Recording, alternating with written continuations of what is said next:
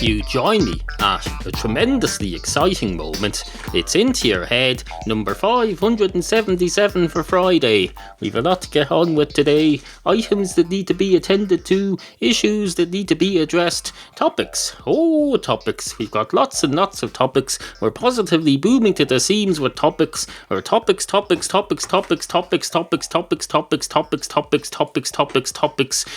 Because I think I've just proved topics are not everything. You can't win a war with topics. No, you have to have more than just topics. You have to have answers and solutions and the rest of it. The usual. All that crap you have to have. This is all fairly obvious stuff.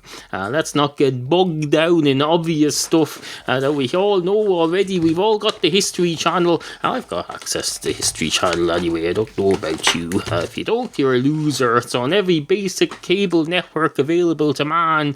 We don't even have cable television pipes here, and we can get it through a satellite dish.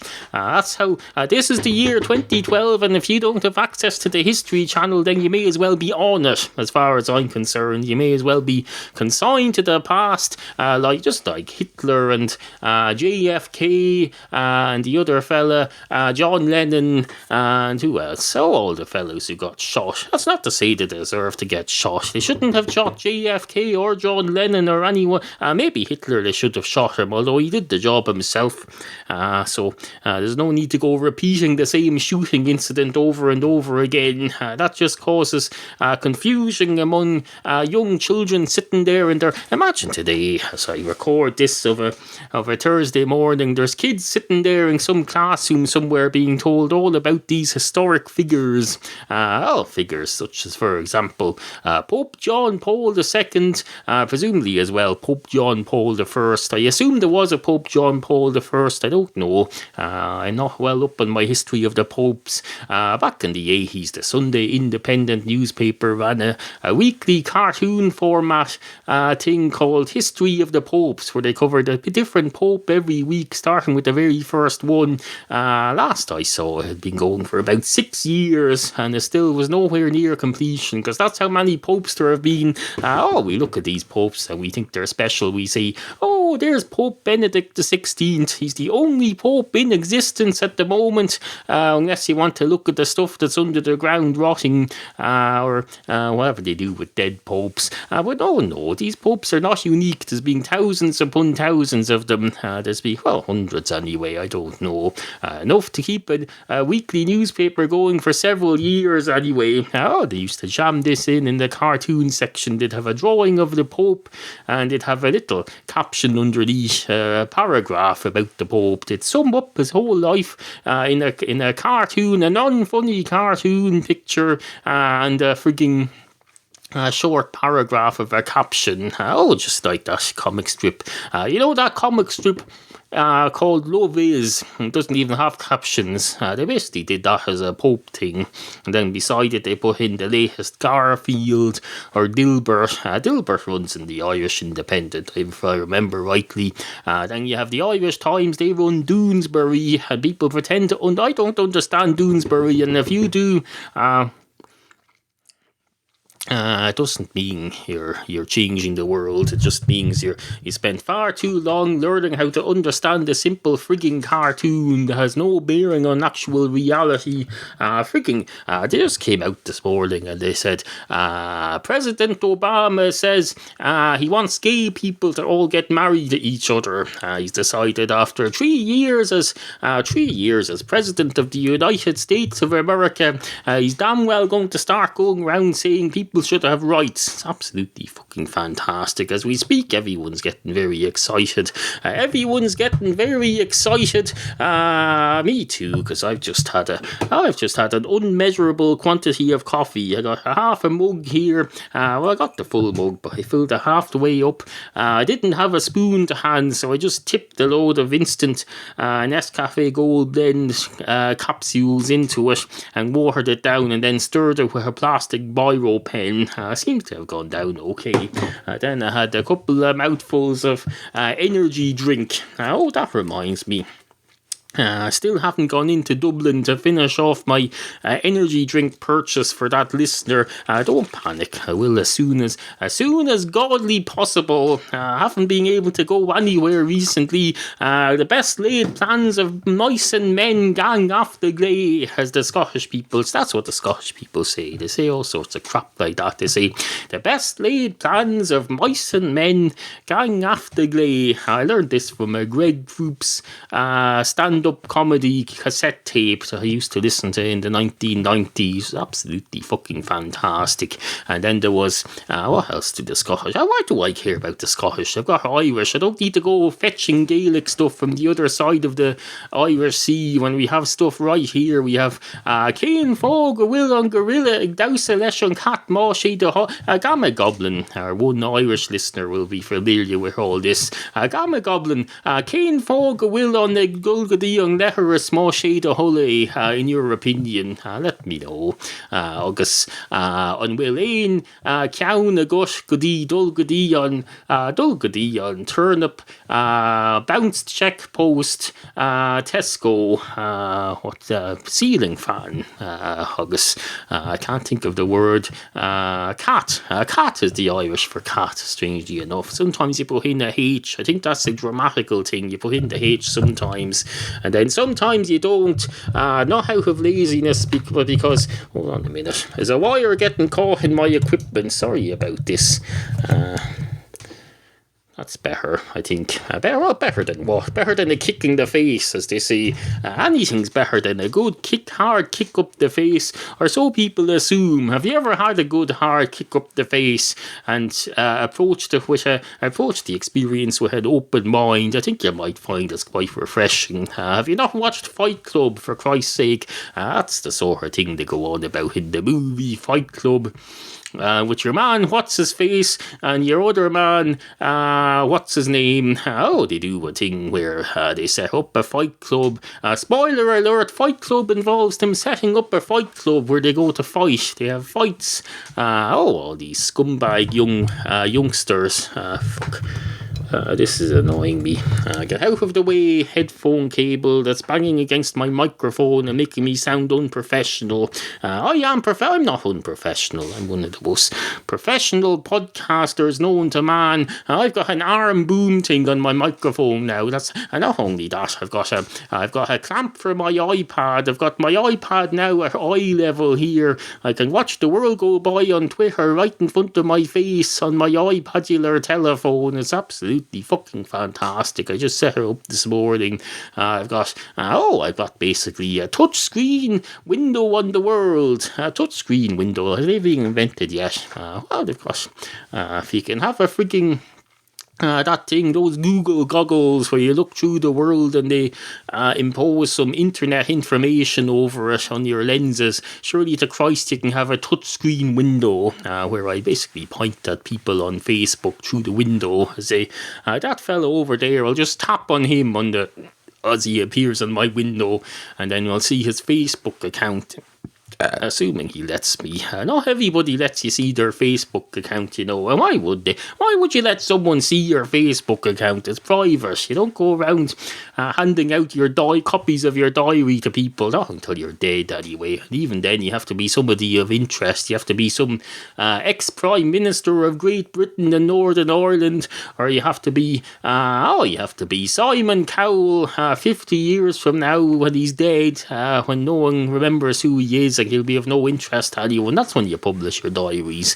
You don't publish them on freaking Facebook day by day. Absolutely. I've got a Facebook. I've got a Facebook fan page, facebook.com/intoyourheadpodcast. I've got a personal Facebook page that you can befriend me on, facebook.com/intoyourhead. But I'll tell you, I won't be publishing my personal diaries on them. No, I'll be publishing promotional items about the show and witty comments from my, I have a big Excel spreadsheet of witty one-liners that I've written throughout the years and which I add to on a regular basis, although I do reruns. I rerun things that I see on Facebook and Twitter because they're valuable. When something's valuable, it's worth rerunning so you can reach a bigger audience. Get that into your pipe and smoke at BBC with your frigging Apprentice only once a week, unless you happen to have the frigging HD channel that repeats it.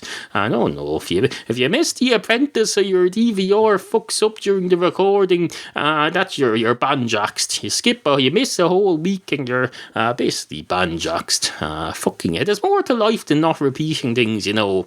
There's more to life than not repeating things, you know.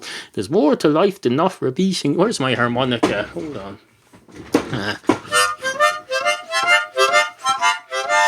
There's more to life than not repeating things, the BBC, you know. There's more to life than not repeating things, the BBC, you know. There's more to life than not repeating things, the BBC, you know. There's more to life than not repeating things, the BBC, you know. You see, that's a prime example. In music, you're allowed to repeat things. In fact, you're pretty much expected to. It's called a chorus or a hitch or a latch or whatever. I don't know all the technical terms of music, but they have words for these things. You have a thing that you repeat and it gets into your head like a fungus and it climbs into you. That's why you have songs stuck in your head. They should do the same with television like they used to do in the old days. Repeat things. Because I'll tell you, unless you're a fucking freak, you're not going to be sitting watching television 24 hours a day. And unless you're watching television 24 hours a day and never able to watch every channel at once, it's not a problem if there's a rerun. You're allowed to show things twice. You're not entitled to a full 24 hours a day of original entertainment on 85 channels non-stop. No, people are very weird about this. Stop being weird about reruns. I know I've said this before, but that's pretty much the point. Most of you won't even remember what I said about it before. You probably weren't even listening, or else if you were listening, you're thinking, I could listen to more of this. I could do a rerun and a recap and have it repackaged as a new show. And you're thinking now, oh, I'm glad he did that. He's doing pretty much what I had in mind, what I was thinking and hoping he'd do. Well, if there's anything else that you're thinking I'm hoping that I'll do, don't just wait for me to do it. Go and write in, let me know. Let me know if there's anything you want me to do. Within reason, of course. There are laws in this country. You can't go around, for example, pumping ecstasy into a tube stuck into the bottom of your foot. You can't get a gun and go around shooting everyone in the neighbourhood, nor would I want to. There's more to life than going around shooting people. And you can't go around, for example, you can't just go around non-stop. That's considered loitering. If you just go around non-stop in a small circle, although if you go in a bigger circle, if you do a big enough circle and go around in a big enough circle, it gets to the point where people don't even notice it's a circle, because you'd have to be watching from a far distance to see the pattern, so they don't know you're loitering. For example, I could just go round and round the globe, around the circumference of the globe non-stop for the rest of my life, and I wouldn't get accused of loitering, even though technically I would be by going around the same spot all the time. But no, you get away with that. Although just because you get away with something, that doesn't mean it's okay, although it doesn't mean it's not okay either. Just because something is illegal, that doesn't mean it's not okay. Just means enough people decided it was not okay for it to be made illegal. It's all about democracy, freedom of choice, Wrangler jeans, and not buying boxers on the internet anymore, because I just got a very disappointing couple of shipments of boxers on the internet. They don't suit me at all. The buttons are the wrong distance apart. It causes all kinds of problems. I'm afraid to go out in the street now without putting a big metal shield in front of my groin, just in case it's exposed, because you can never tell. But you can't be too careful with these things. There's no being too careful with these things does not harm anybody. For example, if I could put a big I don't know, a big mattress. There's a big mattress facing me right now. The other between my desk and the wall, there's a big huge double mattress. It's leaning over, leaning down on me at the top like like it's trying to close in on me. But in fact, it's just helping the acoustics, and it's also avoiding being peed on in the other spare room, which is open to cats at all times now. So it's serving multiple purposes, some of which are self-serving. Inanimate objects, when they're self-serving, though, it's usually for someone. Someone arranges it that way. So it's when non-inanimate objects are self-serving. That's when you know it's a different thing. For example, if a grass starts growing towards the sun, towards wherever the sun usually is during the day, that's self-serving. But if my mattress starts leaning towards the sun, that's either by accident and for no reason, or it's because I set her up that way for a reason, because I wanted to draw you out or something. I don't know. Anyway, it's time to advertise stuff. Well, we will advertise stuff. We're going to have some new advertisers coming very soon, so you should make use of the ones I have at the moment, even though they're not going away. If you're shopping on Amazon ever for anything, every time you do it, just go to intoyourhead.com, go through my Amazon links on the right-hand side of the page. One for Canada, one for the US, one for the UK versions of Amazon. Just go through there, then search for whatever it is you want to buy on Amazon. Buy it as normal, and I get an excellent cut of the action, and it doesn't cost you anything extra, so you have no excuse not to do it.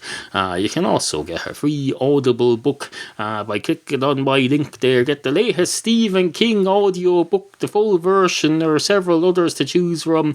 Free 1 month, no quills, no risk trial.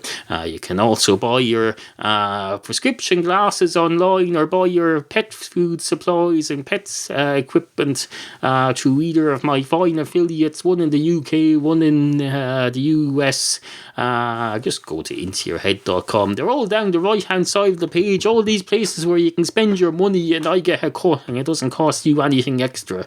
Absolutely no fucking excuse. Intoyourhead.com. Hello. You're listening to Into Your Head, hosted by Neal, Ireland's version of the Octomom. Except he's a dude. And has cats. Absolutely fantastic.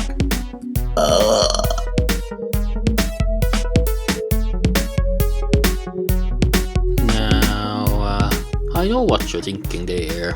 You're thinking, that's very impressive. That's probably close to his record there.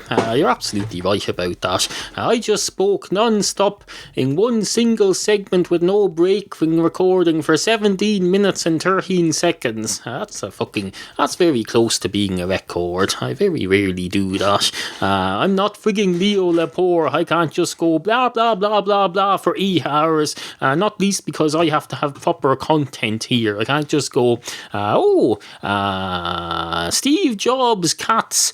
Steve Jobs' cat just appeared on the internet. Let's have a look at its design. No. You have to come up with content here. You don't see a stand-up comedian come on and say, oh, hello, I haven't written this show yet, but I'll talk for 17 minutes non-stop nonetheless with original material. No. That's why this program is unique, and you should tell your friends. Nobody else does this. Nobody else comes on and says, hello, look at this. I've done, they certainly don't do 570 episodes before letting you know how great it is. No, everyone else starts at the beginning by going, hello, this is a great show. Listen to it. No, I believe in proving, this is bollocks. Stop, Neal, stop this bollocks.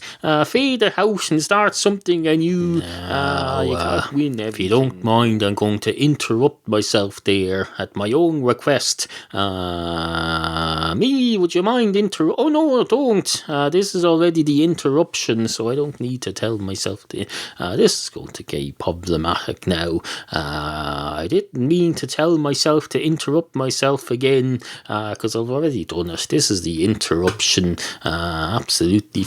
Get a fucking grip. If you don't mind, I'm going to interrupt myself there at my own request. Although now that I listen closely, I think that was an error. I think I'd already interrupted myself and just accidentally asked myself to interrupt myself again. So really this segment is superfluous, and were it physically possible, I would now hand you back to the me of the previous interruption and allow him to continue. But unfortunately, time fucking travel hasn't been invented yet, so we can't do that, so we're just going to have to carry on. Two cats walk into a bar. One of the cats goes straight up to the bar. He goes straight up, and then he goes behind the bar and puts on a bar coat because he works there. And he says, "Hello, can I help you, sir?" And the other cat says, "Pardon?" And the cat says, "Can I help you, sir? You seem to be sitting down in the lounge area. You might hear me better if you approach the bar." And the other cat says, "I'm a bit confused, quite frankly. Usually at this point, you go up to the bar and order the first round, and I sit down here in the lounge area, but you appear to have put on a bar coat and gone behind the bar." And the other cat says, "Yes, indeed I have. I realise it's cheaper this way. Rather than purchasing a round for us, as I seem to be always fucking doing, and I'm sick to death of it, I've decided to work here and make some money out of this whole experience instead. Have you got a problem with that, shithead?" And the other cat says, No, I suppose that makes perfect sense. If you earn some money here, that means you'll be in a better position to purchase rounds for us on future visits. I'm just wondering how it's going to work out tonight, because it's your round, and I'm sure as hell not going up to order anything here. I'm just going to sit here." And the cat behind the bar says, "I'm sorry, I can't hear you. You're too far away. I'd send around a lounge girl to take your order, but it's 4 o'clock in the afternoon and they don't start until 6:30. So I suggest you just get out your newspaper there and have a crop into it, like a cat does, and I'll just work here. And then when you get bored, go off somewhere or do whatever it is you plan to do with your evening. I can't be entertaining you when I'm at work." And the cat in the lounge says, "Fair enough. I have to say I'm a bit surprised with how this evening is progressing. Meow, meow, meow, meow, meow, meow. Meow, meow, meow, meow, meow. I suppose if you can work here while we're on an alleged night out, I suppose I can do a bit of busking here, sitting here in the lounge area. Hope you don't mind."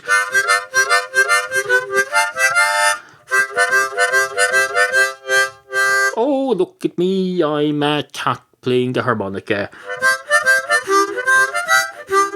Oh, look at me, I'm a cat playing the harmonica." See, repetition.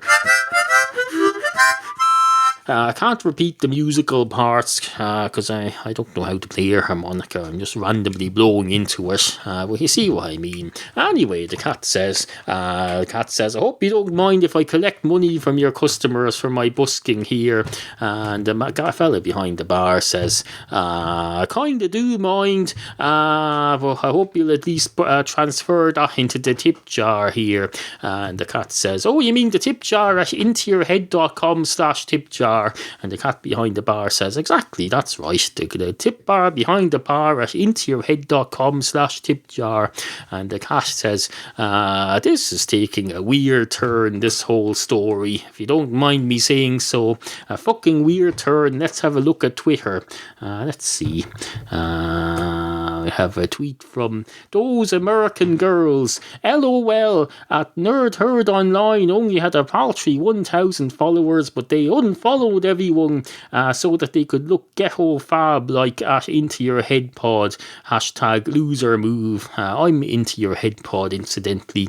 I'm afraid we had a bit of a falling out after that because I took offence. But Those American Girls, if you're listening, which of course you're not, I'm prepared to forgive you for being rude to me, as I think I made clear. Of course you won't see it because you blocked me. And then we have there was a conversation between me and the fella from I Am Idiot podcast and John Lennon's widow Yoko Ono. Let's see if I can find the beginning of it. Let's see. Conversation. View conversation. Actions. View conversation. You'll notice there's no tapping here because I now have a touchscreen display. It's absolutely fucking fantastic. Oh yes, Yoko Ono said, have you seen the horizon lately? And I Am Idiot at I Am Idiot Central said, yes, it's there. No, there, look, what's wrong with you? Look, Yoko, for God's sake. So I replied to both of them. I said, unfortunately, despite its massive size, the horizon cannot be seen from space. And I Am Idiot followed up with, are you in space, Yoko? Literally, I mean. Well, there's such a thing as going too far. It's not original to make fun of Yoko Ono. That's been done before. So let's not be rude to Yoko Ono. She is, after all, the first lady of pop music. The first, although maybe was Linda McCartney the first lady of pop music? I don't know. Was Frank Sinatra married? He was. He had two first ladies. So I suppose that makes Yoko Ono the fourth lady. And it makes, I don't know. What about then your one?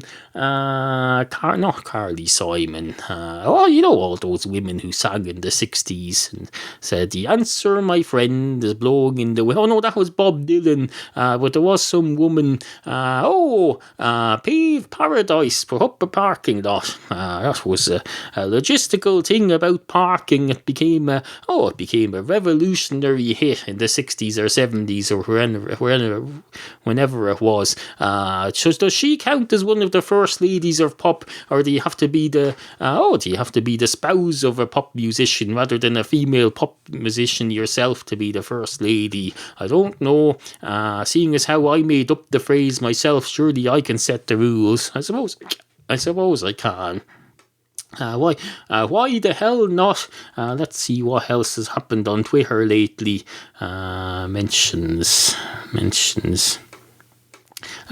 Yes, I went on a thing about the current turmoil in the cereals world. There's been turmoil in the cereals world here lately, I've noticed. Everyone's going out with fancy generic cereals. There's even a generic version of Special K now. And Belly Billboard has expressed an interest in both this and in my later tweet, about time one of these black presidents supported gay marriage. Billy Billboard replied, how many black presidents have you experienced to date?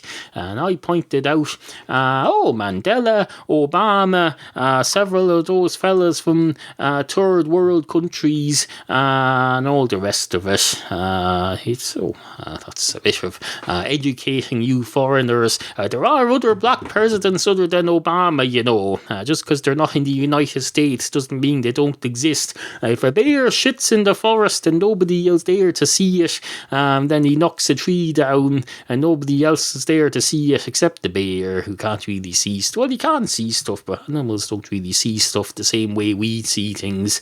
So he wouldn't see it as a tree being knocked down. Well, maybe he would, I don't know. We don't know what animals see. I have a video to edit later showing my cat Bowsy II gaining access to our closed bedroom by turning the handle. It's absolutely fucking fantastic. Watch out for it in the next day or two on the website. It's going to be the next big thing. Where was I? Belly Billboard. Thank you very much for that interaction. I don't think of anything else to add there. There's a lot. I'm just basically doing this to play with my new iPad display. It's absolutely fucking fantastic. Anyway, on with the show.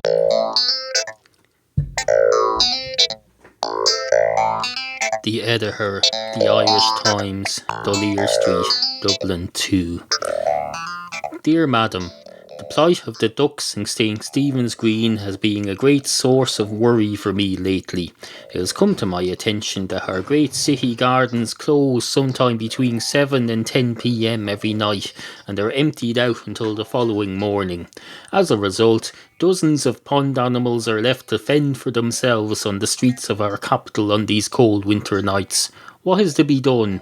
Not only that, but because St. Stephen's Day only falls on 6 out of every 7 December 26ths, as you no doubt know, when Christmas Day falls on a Saturday, the following day is reserved for an alternative religious feast day, the name of which escapes me, and St. Stephen is forgotten for a year. The eponymous park remained closed for an extra day this Christmas, and the ducks presumably did not get to enjoy their usual dinner of a roast fowl chosen by a drawing of straws among the less healthy ones. On an unrelated issue, your television listings yesterday contained a misspelling of Heathcliff, unless perhaps your reviewer was referring to the book Wuthering Heights rather than Heathcliff, the cartoon about a cat, in which case my point, I believe, still stands. Nevertheless, a paragraph in tomorrow's corrections and clarifications section would cause all to be forgiven. While you're at it, you might check my spelling in this letter and apologise on behalf of any errors. Also, I don't get today's Doonesbury. Yours, etc., Neal. Never published.